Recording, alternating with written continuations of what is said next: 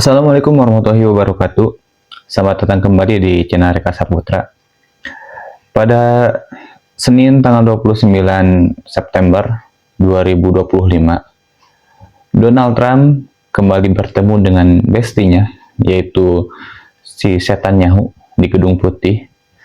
Dan di pertemuan kali ini, Donald Trump menawarkan dokumen yang berisi 21 poin untuk rencana perdamaian antara Israel dengan Gaza, dengan Palestina. Dan kata si Netanyahu, dia sedang mempertimbangkan rencana tersebut bersama Amerika Serikat. Lalu untuk Hamas sendiri, Hamas mengaku belum menerima dokumen tersebut, tawaran perdamaian tersebut, tetapi Hamas juga masih terbuka untuk perdamaian, untuk rencana gencatan senjata. Ya, dan kita bacakan dulu 21 poin rencana perdamaian dari Donald Trump.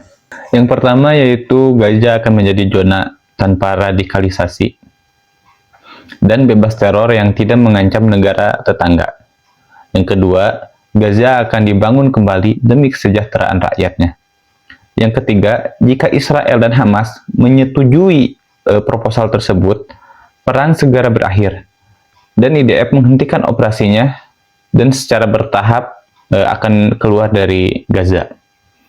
Dan yang keempat, 48 jam setelah Israel menyetujui kesepakatan tersebut, maka seluruh sandera yang masih hidup ataupun yang sudah meninggal akan dikembalikan. Yang kelima, setelah sandera Israel dikembalikan oleh Hamas, maka Israel akan membebaskan ratusan tahanan Palestina yang dihukum seumur hidup. Lebih dari 1.000 warga Gaza yang ditangkap semenjak perang, serta menyerahkan ratusan jenazah warga Palestina. Yang keenam, setelah seluruh sandera dikembalikan, maka anggota Hamas yang berkomitmen untuk damai akan diberi amnesti atau diberi pengampunan. Dan untuk yang ingin meninggalkan Gaza, mereka akan diberi keamanan menuju negara yang akan menerima mereka.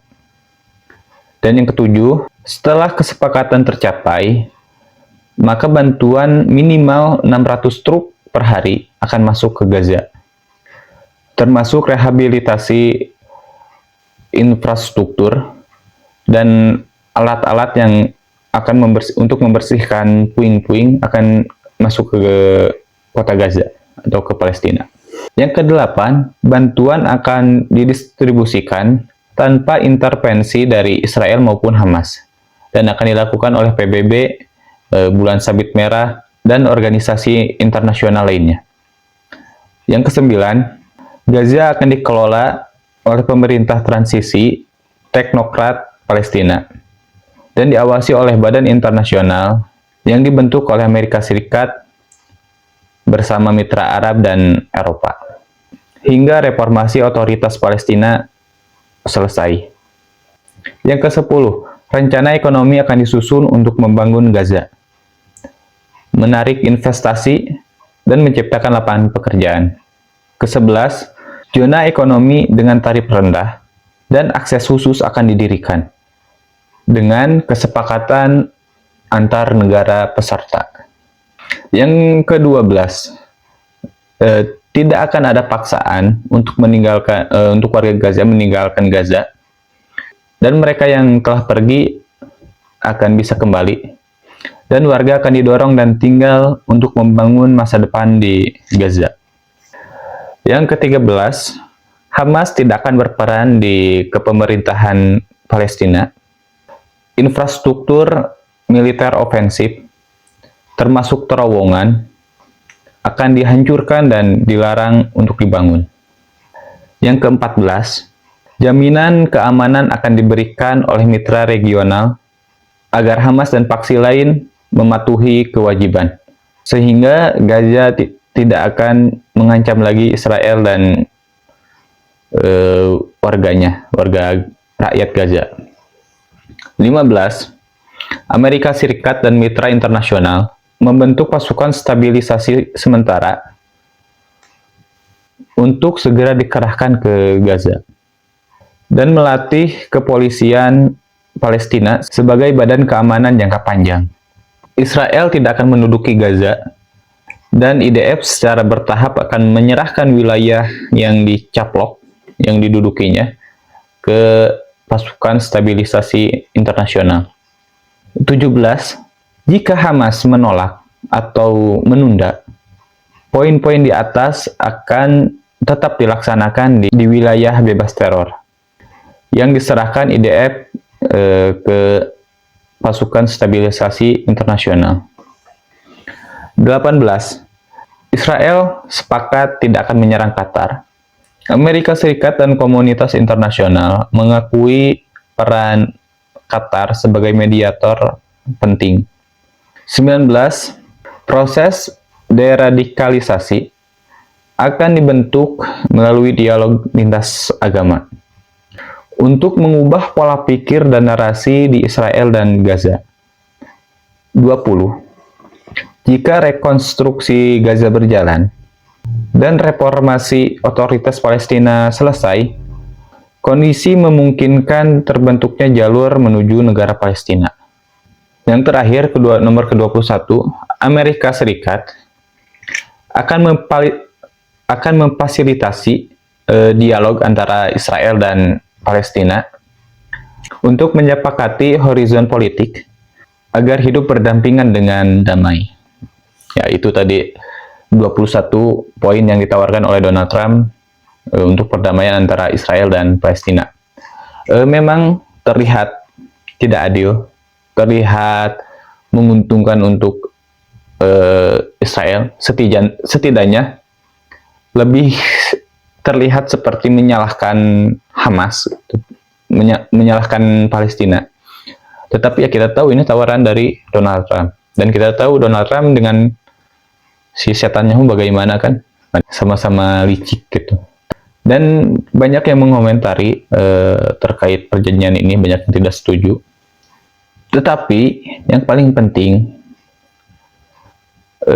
mau tidak mau, suka tidak suka, solusi apapun yang memungkinkan untuk segera menghentikan penderitaan rakyat Palestina sekarang, agar genosida ini dihentikan.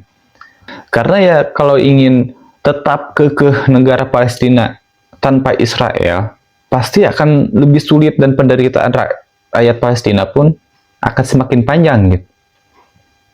Perang ini akan semakin lama berjalannya, akan semakin lama untuk gencatan senjata. Dan tadi setelah saya melihat berita di televisi, kata pengamat Timur Tengah, katanya Hamas terbuka untuk 21 poin dari Donald Trump ini. Jadi Hamas siap berkomitmen. Mungkin berarti kan Hamas sudah menerima dokumen atau tawaran tersebut. Minimal Hamas sudah tahu lah, entah lewat sosial media atau bagaimana. Kalaupun tawaran secara resmi mungkin belum sampai.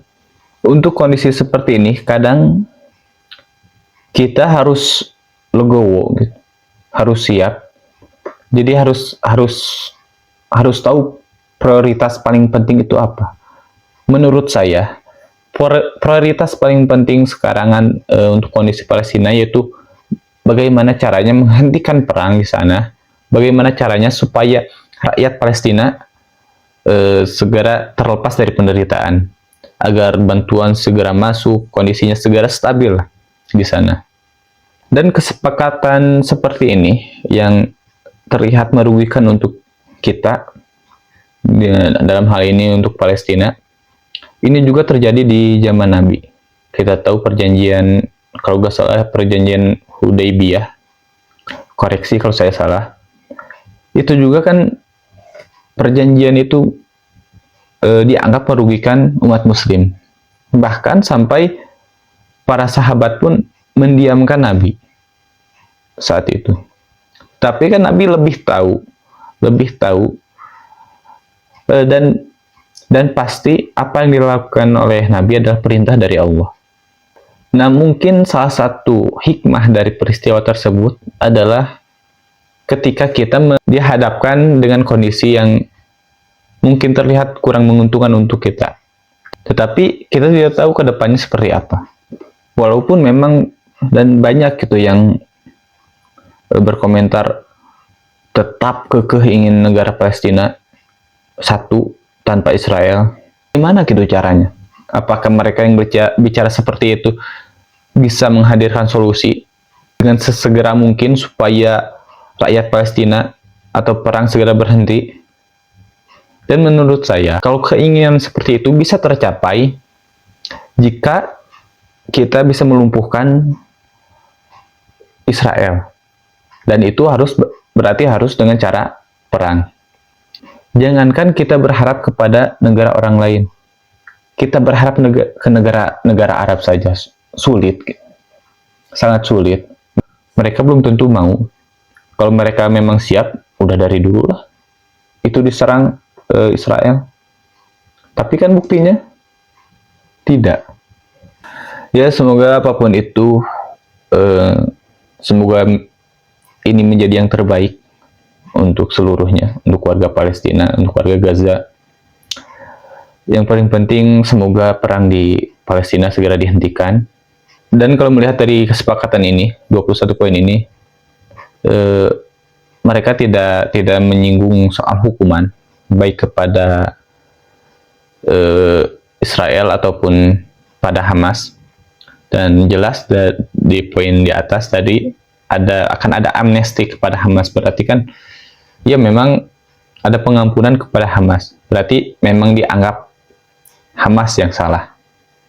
Ya wajar orang, ya emang rencana ini datang dari Donald Trump, karena suka tidak suka, mau tidak mau, memang untuk kali ini mungkin memang cuma dari Amerika yang datang. Kali kalau ada juga datang dari negara-negara Arab dengan kesepakatan yang lebih baik. Itu pun belum tentu Israel akan menyetujui.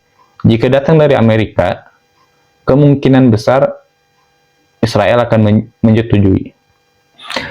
Ya semoga yang terbaik untuk Palestina, semoga perang semakin secepatnya berhenti, tidak ada lagi korban jiwa yang sakit, semoga segera disembuhkan, semoga tidak ada lagi kelaparan di sana, semuanya menjadi aman, tentram, sejahtera.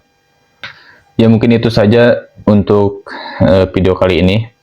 Tuliskan di kolom komentar pendapat kalian terkait poin-poin perdamaian dari Donald Trump ini. Apakah kalian setuju? Atau mungkin kalian punya solusi yang lebih baik? Jangan lupa like dan subscribe channel ini agar semakin berkembang. Sampai jumpa di video selanjutnya. Wassalamualaikum warahmatullahi wabarakatuh.